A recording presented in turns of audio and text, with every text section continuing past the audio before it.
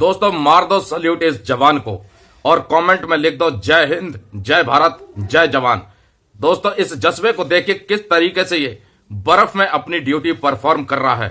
अब आप खुद ही सोचिए क्यों इसको मिलिट्री सर्विस पे 15,500 यानी अधिकारी रैंक के बराबर नहीं मिलनी चाहिए, क्यों इनको इक्वल डिसेबिलिटी पेंशन नहीं मिलनी चाहिए, किस तरह के विषम परिस्थितियों में ये अपनी ड्यूटी परफॉर्म करते हैं। और ऐसे में आज इनकी ये हालत है कि इनको अपने ओआरओपी में संशोधन के लिए धरना देना पड़ रहा है, रैलियां आयोजित करनी पड़ रही हैं और सबसे कम मिलिट्री सर्विस पे मिल रही है।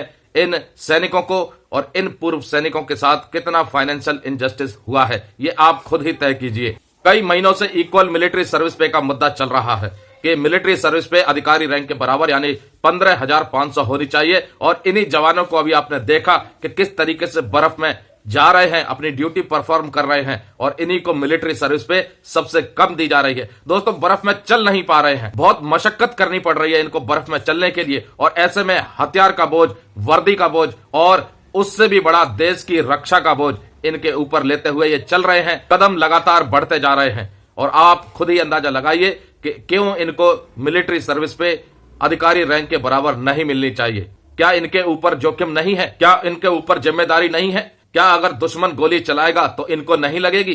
क्या इनको चोट नहीं लगेगी? क्या इनको दर्द नहीं होगा? तो ऐसे में मिलिट्री सर्विस पे इनकी सबसे कम क्यों और क्यों डिसेबिलिटी पेंशन बराबर नहीं होनी चाहिए? यह मुद्दा समझने वाला है, गौर करने वाला है। दोस्तों इस जवान की इस जज्बे को एक एक सैनिक तक पहुंचाइए, प्रत्येक पूर्व सैनिक तक पहुंचाइए किस तरीके से ये अपनी ड्यूटी परफॉर्म कर रहा है। सरकार के पास बार बार गुहार लगाई जा रही है कि 1 रैंक 1 पेंशन 2 की विसंगतियों को दूर किया जाए और इक्वल मिलिट्री सर्विस पे की जाए, लेकिन एक भी मांग को अभी तक स्वीकार नहीं कर पाई है केंद्र सरकार। ना ही 3 जजों की कमेटी बिठाई गई है जो 1 रैंक 1 पेंशन की विसंगतियों को देखे, समीक्षा करे और फिर जो जायज हो उसको पूरा करे। वहीं इक्वल मिलिट्री सर्विस पे के मुद्दे पर भी सरकार से निराशा हाथ लगी है और दिल्ली हाई कोर्ट से भी बार बार निराशा हाथ आ रही है, क्योंकि तारीख पर तारीख और तारीख पर तारीख की जा रही है। ये सैनिक आपकी और हमारी सुरक्षा में लगे हुए हैं तत्पर और इन्हीं को सबसे कम मिलिट्री सर्विस पे ये आखिर अन्याय क्यों? वेतन आयोग ने क्या देख करके मिलिट्री सर्विस पे की रिकमेंडेशन दी थी जिसे सरकार ने अप्रूव की?